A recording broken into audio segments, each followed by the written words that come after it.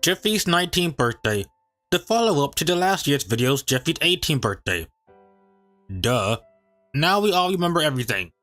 But if you somehow forgot, the plot of the Jeffy's 18th birthday video was Nancy, Jeffy's mom, coming back from prison with her master plan of kidnapping Jeffy to get his dad's inheritance from his former father. But the thing that comes to light is the fact that Jacques-Pierre Francois, his dad, is no longer dead after some Spider-Verse bullshit of coming back from another universe or something, I forgot. And since he is no longer alive, Jeffy gets no money, while Marvin, being the selfish father he was, is now permanently stuck with Jeffy. Oh, and Nancy kinda died. The end. And a few weeks back, Logan announced the Jeffy's 19th birthday video, advertised in his own words, bigger, better, and more explosions. Well, one of those things were true at least. So I watched Jeffy's 19th birthday, and this was, well, I can say it was a bit better than the first movie. The movie had a lot more action, surprisingly not much filler outside of the very end where they drag on the not so emotional death scene, and the camera work and drone shots have improved a lot. With that being said, this movie is plagued with so many issues and I cannot wait to break them apart. So let's talk about why Jeffy's 19th birthday was not worth the hype and it was such a disappointment for a sequel.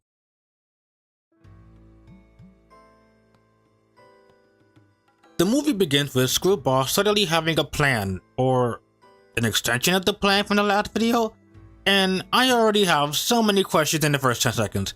When did Nancy and Screwball ever organize this plan? When did they ever have time to plan out hiding Nancy? When did they have time to do this? Because the events of the first movie took place in a literal few hours. So how on earth did they have time to ever plan this far ahead? And then it's revealed that Nancy somehow survived both a gunshot to the head at point blank range and a van explosion. I'll get into this later. I will flame this bitch, I promise you. Anyway, they plan to hijack a bus, and Nancy still believing Jeffy has the inheritance money. But the issue with the plot is the same as last year's video. With the dad no longer being alive, there is really no stakes at all. Since Jeffy does not have the money, there is no longer no suspense of Jeffy being kidnapped. There is no suspense of anything bad happening to Jeffy. And it's the same with the video. Outside of the kids being taken away, no stakes at all. Anyway, they steal Jackie Chu's bus with the kids inside, and they are reported to Brooklyn Guy and Simmons. Brooklyn Guy attempts to stop the bus, he gets in a shootout with Nancy, and then Nancy, very stupidly for some reason, decides to blow up the bus. Why? Again, later on. And surprise, surprise, no one dies. I just described the entire movie and the plot to you. This movie is 15 minutes long, and that is all it has to offer. The movie is certainly a bit better than last year's for what it did. It was a lot more action-packed, it had no filler compared to the atrocious Jeffy 18th birthday video. And on that note, I will go over all the positives before we get into the negatives and tear this movie apart.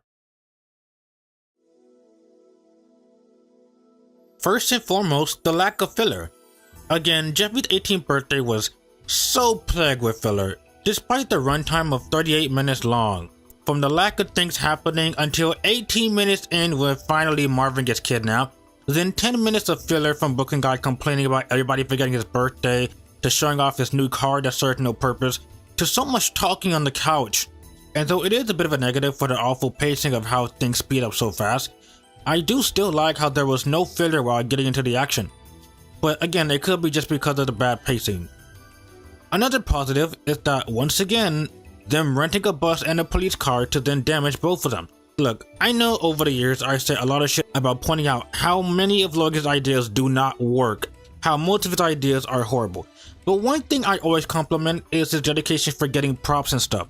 I love the improved camera work and action scenes. As they were longer, they look so much better than the generic pan up or overhead zoom, and I can respect him at least on that level. And finally, the character of Brooklyn Guy is so much better in this movie. If you remember my video on the Jeffy's 18th birthday video, alongside Rose, Brooklyn Guy was the biggest issue of the movie. He was the main focus, and because he took up so much screen time with his style of humor, he was the comic relief to the insufferable degree.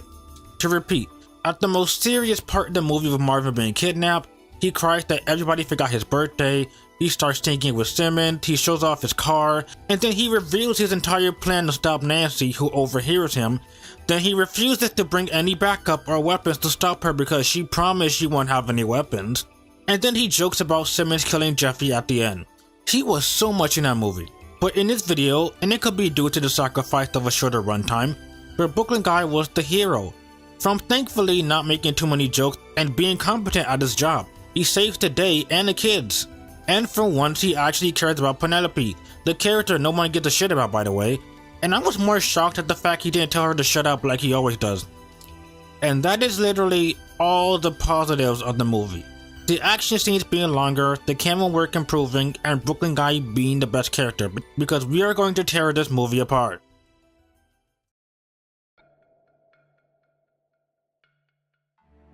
The advertisement.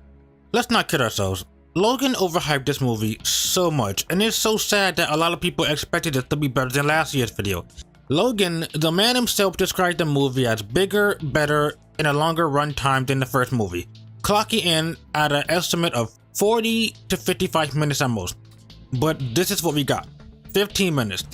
I can order a pizza and it'll be done by the time this video is over. I wanted to stream the movie originally, but with a 15-minute runtime, what was the point? Logan also gave out subtle hints that Nancy may or may not be alive. Exhibit A.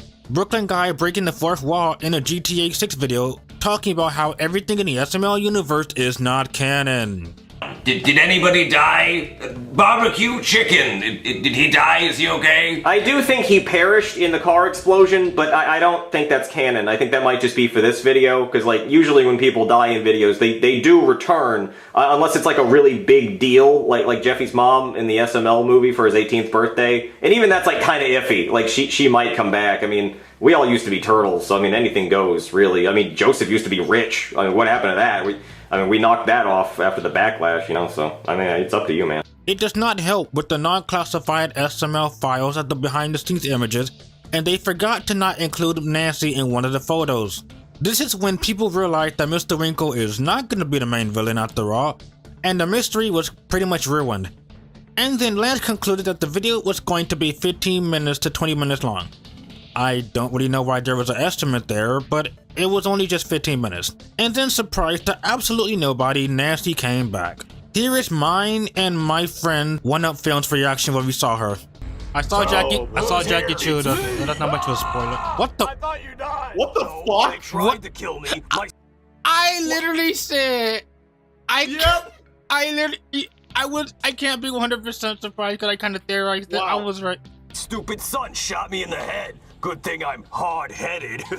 But the van exploded. Oh my God. I jumped out. Big one. I literally told myself they would have did this. What if I told you I could make you rich?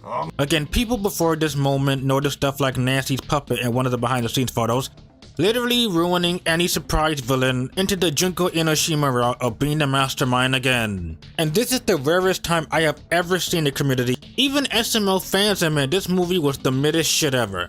But I will still say, it was at least a bit better than Jeffy's 18th birthday.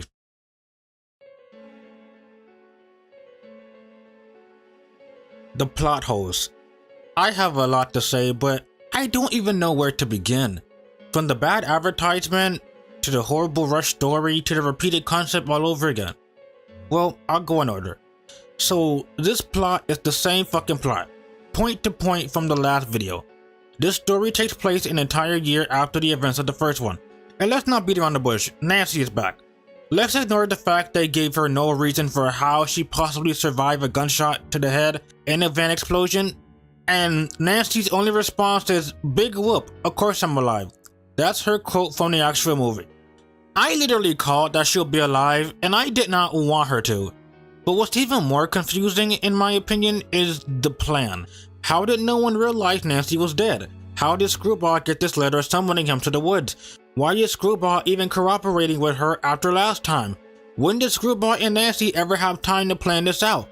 Because in the last movie, they only met for a few hours. How did Screwball get this letter? And most importantly, how did Nancy survive? If I have to ask this many questions and the story is not gonna answer any of it for me and they just speed past it, that is lazy writing. And Nancy surviving impossible odds and not even explaining it is not good writing. Logan only did it for shock value without thinking about the implications of how lazy this seems. Next, and this is more of a side note and a few comments, but Rose saying she has PTSD over last time. Bitch, as I recall, you were more concerned over Mario having a side piece than your man probably getting killed by Nancy. And PTSD, you didn't do jack shit. It was Marvin and Brooklyn that was busting their asses off. You didn't do nothing. Next, Marvin pointed out in the video Jeffy had a car that he could have taken to school, but the story made him take the bus anyway. This coincidence turned out to be more dumber than having all the kids dress up like Jeffy to confuse the villain for a misunderstanding. In this movie, they have Jeffy take the bus. Why? Honestly, you could have made Jeffy drive to school, and you could have had the same plot of like Nancy and Screwball kidnapping him on his way there. Or I don't know, have him reach the school, get into the parking lot, and then they were waiting for him there or something. No, a dumb excuse. Even Logan pointed out his plot hole just to get all the kids on the bus for tension. How nice. Skipping to the part of the ending with, again, another death fake out.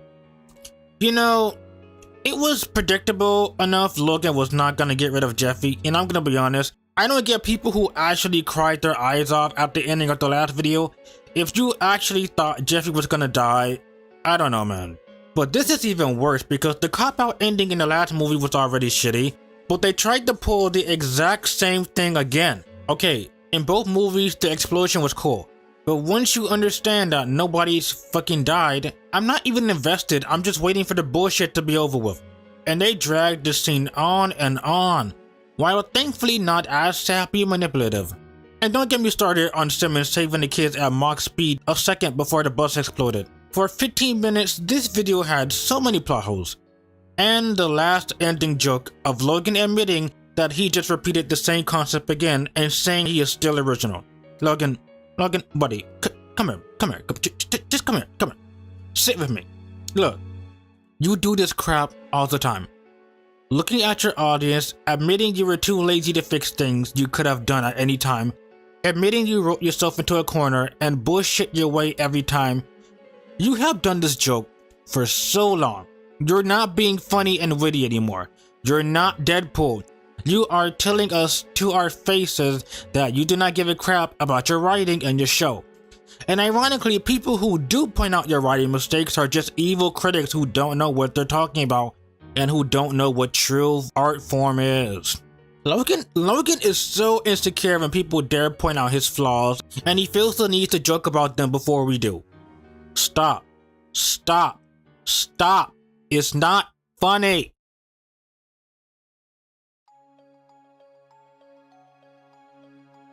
People say I'm too critical, and look, I just have an eye for details, okay? And I will point out stuff if the writer didn't care to. But this movie is so heavily rushed to the point that it ignores so much of the important questions. Like, what in the world was Nancy doing all year up to this point? Or how did she not know that Jock was still alive? Or how did Nancy survive? So many questions that the movie doesn't want to answer and they just speed past it. The movie just straight blazes from the return of Nancy to stealing the bus to immediate action, and then it ends. As much crap as I gave Jeffy's 18th birthday video, I can say at least a lot happened, even the things that I didn't want to happen. And honestly, this video is the same issue with the opposite problem. While Jeffy's 18th birthday was so long to the point the filler had to fill out the runtime, this video was so rushed and had fast pacing and little downtime to process anything. Oh, and again, the stakes were so low because once again, I gotta say it, since we know Jeffy's dad is alive, the plan has no stakes. I keep reminding you because Logan completely fucked up any emotional weight, any real stakes or real reason to care. Jeffy's dad is alive in the universe for the sole purpose of a cop-out for Jeffy to stay in the show. It truly shows how he cares more about the impact for the character filling his wallets than an actual real reason to keep up with the lore of his show. Everything about this was just kind of pointless for me to care about. And I'll mention this when we get to the character section, but they were all kind of pointless. Okay, not completely pointless, but even then, no one even did anything to stop the kidnapping. The kids realize they're being kidnapped, and they just kind of sit there. Screwball didn't even have a weapon or anything. And Nancy blowing up the bus. As cool as the explosion was, I gotta ask, why did she do that? Why did she do that? The plan was to kidnap the kids for ransom. Her words, not mine. So why did she decide to blow up the bus full of hostages and Jeffy The kid who has the non-inheritance? Outside for the sake of another explosion, the writing makes the characters so stupid. It's like only the action was thought of first and not the characters in writing. And again, the ending. Dragging on the same emotional manipulation ending. It's already insulting that they pulled this last year. At least in Jeffy's 18th birthday there was a few jokes, and although Jeffy was not gonna die, at least it set the mood of Marvin and Rose grieving. But here, you have Marvin and Rose cracking dumb jokes with the sad music playing. I really feel like I'm watching a Family Guy gag. Logan, do you want me to cry or do you want me to laugh? Because this bit goes on with the sad music playing while Marvin and Rose are continuing to make puns. Because this joke goes on and I was more laughing than crying my eyes out. If you want the audience to laugh, tell jokes. You want them to cry? Keep the jokes separate from the more serious moments. Because the tone is so confusing.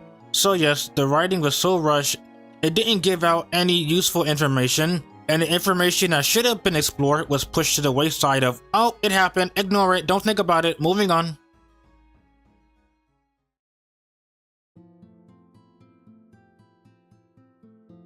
Let's talk about the characters. So Marvin and Rose, honestly, they didn't really do anything in this movie. But I gotta comment once again, Rose talking about she has PTSD. From what? From what? Being a hoe? Junior and Friends, they didn't serve much of a purpose last video, and they didn't serve much of a purpose now. And once again, Cody pointing out something that is suspicious and he does nothing about it. But at least it wasn't him pointing out the van was obviously suspicious and warns everybody, and then the next minute he's joining in asking for ice cream. Screwball didn't really do much this time, and he had less of a role than last movie. All he did was agree to the plan and drive the bus, that's it. Now for Nancy. You know, I love Nancy as the overarching villain, and she was without a doubt the best and most threatening villain of SML history. I loved her in the last movie, even if the money cop-out ruined her motive of the entire series. But this movie, I hated the way she was lazily written. Again, since we know the dad is alive, oh, you get the idea. And also get ready for Jeffy's 20th birthday when we find out Nancy has another clone of herself, or she's a Terminator, or she has a one-up mushroom on her. Also, again, Nancy blowing up the bus was so stupid. Again, why did she blow up the bus full of her hostages when she was trying to make money off of them? And finally, Brooklyn Guy was obviously the main goal. Thankfully, Logan chose to subdue his most stupid and comedic side and make him more serious and competent. This is how I wanted Brooklyn Guy last year, and I'm so happy at least he was like this year. They could have easily made him not care about the children or neglect his job like last year, but no. And I am so thankful for that. And although yes, towards the end they switched him right back to his comic relief self with breaking the fourth wall about how cheap the writing was, while I wasn't a fan of that, it was so nice to see that Brooklyn Guy was great.